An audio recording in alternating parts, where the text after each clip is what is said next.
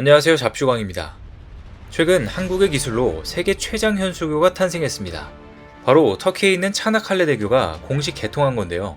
차나칼레 대교는 유럽과 아시아를 잇는 세계 최장 현수교로, 이를 한국 기업인 DLENC와 SK 에코플랜트가 합작해 건설하면서 대한민국이 명실상부 교량 건설 기술 1번지임을 세계에 입증하게 됐습니다. 그런데 그 내막을 살펴보면 수주 당시 강력한 후보였던 일본을 꺾고 수주한 것이라고 하는데요. 일본을 누르고 세계 시장을 제패한 한국의 비결이 무엇이었는지 자세히 알아보겠습니다. 교량은 하천, 도로, 철도를 횡단하기 위해 만들어진 구조물로 교통소통의 핵심으로 일상에서 빼놓고 이야기할 수 없는 중요한 인프라입니다. 그리고 여기에 특정 기술력을 접목해 구조물을 만드는 고도의 교량 건설 기술이 집약된 것이 바로 특수교량입니다.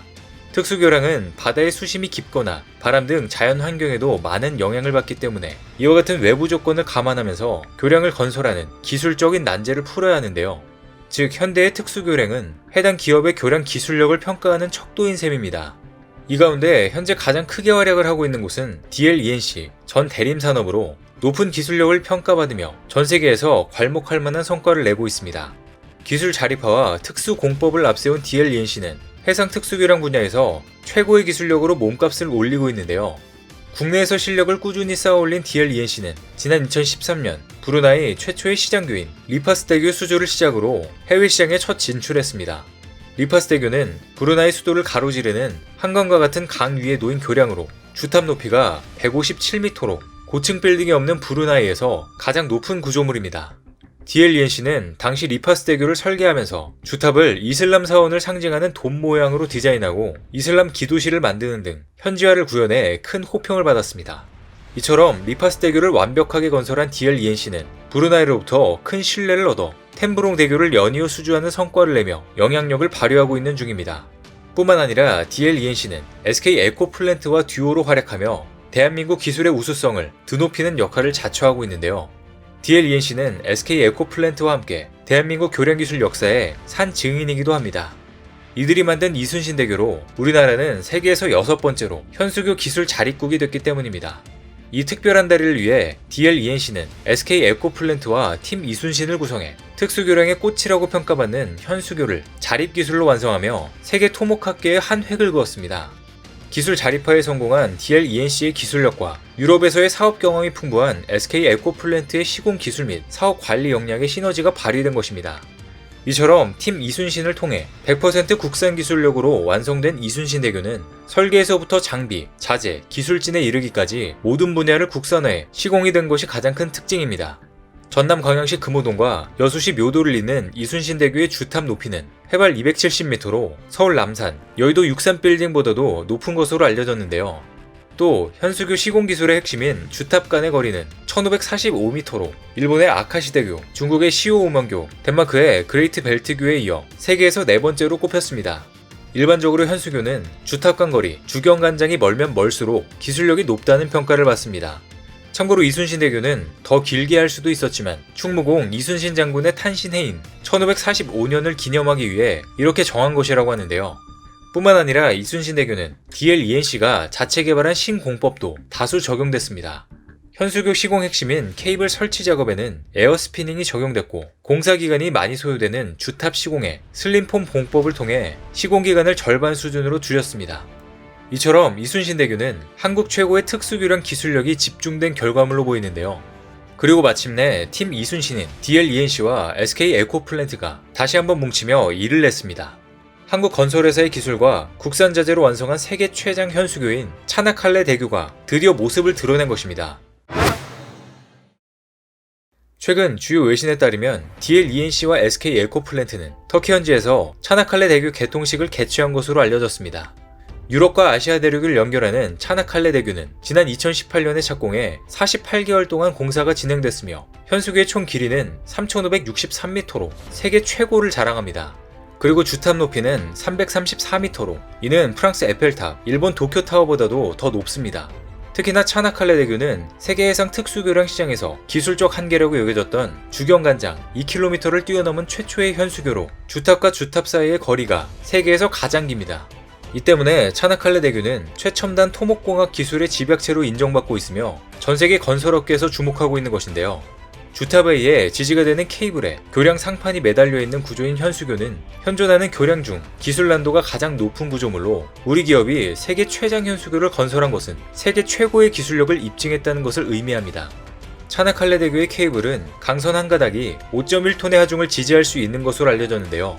이 또한 현존하는 케이블 중 최고의 인장 강도를 자랑합니다. 뿐만 아니라 다르다넬스 해협의 강풍을 이겨내기 위해 내풍 안정성에 최적화된 비행기 날개 모양의 상판이 설치됐으며 높이 344m에 이르는 주탑 역시 현존하는 현수교 중 가장 높습니다. 이로써 이순신대교로 현수교 기술 자료를 완성한 팀 이순신은 불과 10년 만에 세계 1위의 현수교를 성공적으로 준공하면서 세계 최고 수준의 기술력을 입증했습니다. 그리고 무엇보다 기술력이 뛰어나다고 자화자찬하던 일본을 제쳤다는 점에서 이번 사업의 의미는 남다른데요. 터키 공화국 수립 100주년을 앞두고 진행된 차나칼레대교 사업은 에르도안 터키 대통령의 3대 메가 프로젝트로 불릴 만큼 큰 프로젝트로 3조 2천억 원짜리 초대형 공사였습니다. 당시 수주전은 한국과 일본 양국 정부가 적극적으로 지원하면서 사실상 국가 간 대결 양상으로 치러졌었습니다. 당시 아베 총리는 터키 대통령과의 정상회담에서 사업을 직접 거론하는 등 일본 정부 주도로 해외교통 도시개발 사업 지원 기구까지 만들어 전폭적으로 지원할 만큼 수주에 총력을 기울였습니다.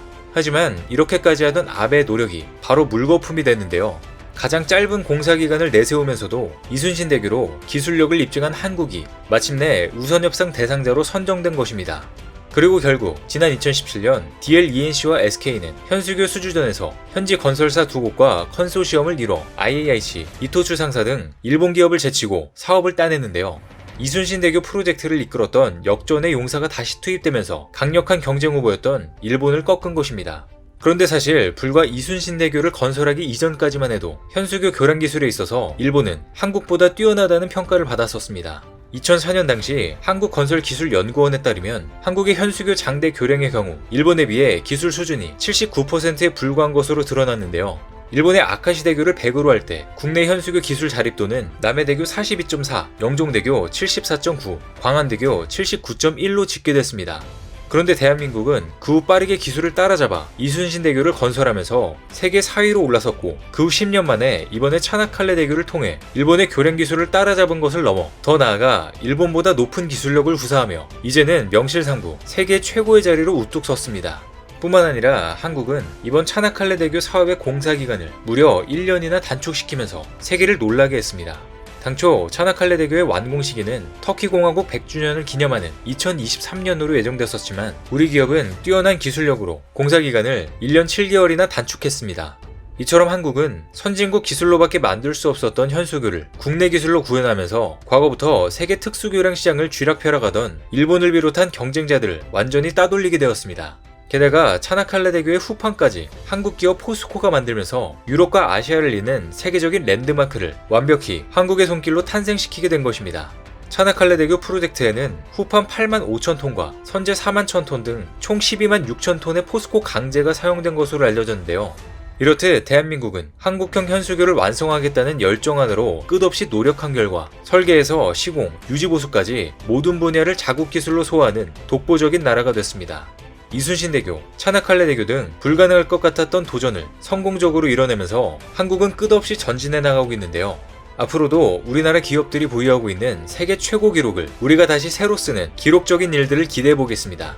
오늘 준비한 소식은 여기까지입니다. 댓글을 통한 여러분들의 많은 의견 기다리겠습니다.